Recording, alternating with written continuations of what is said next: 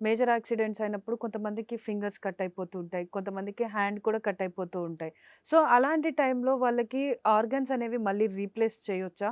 ఒకవేళ రీప్లేస్ చేస్తే ఎలాంటి ప్రాసెస్ ఉంటది? చాలా మేజర్ క్రష్ ఇంజురీస్ ఉంటాయమ్మా. Depending upon level of injury మనకి అది మేజరా, మైనరా అనేది డిసైడ్ అయితది.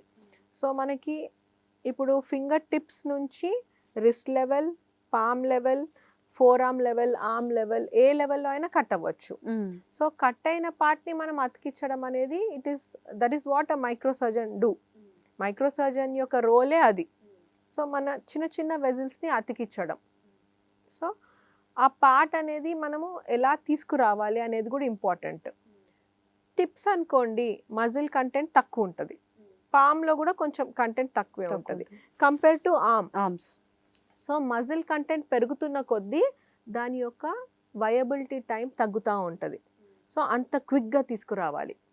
సో, బిఫోర్ 3 అవర్సే ప్రాక్సిమల్ ఈ లెవెల్‌లో కట్ అయిందంటే 3 అవర్స్ లోపే తీసుకురావాలి.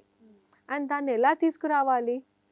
ఆ పార్ట్‌ని ఒక మంచి నీట్ పాలిథీన్ కవర్‌లో పెట్టేసి దాన్ని ఒక ఐస్ ఫిల్డ్ బాక్స్. ఉన్న ప్యాక్‌లో వేయాలి.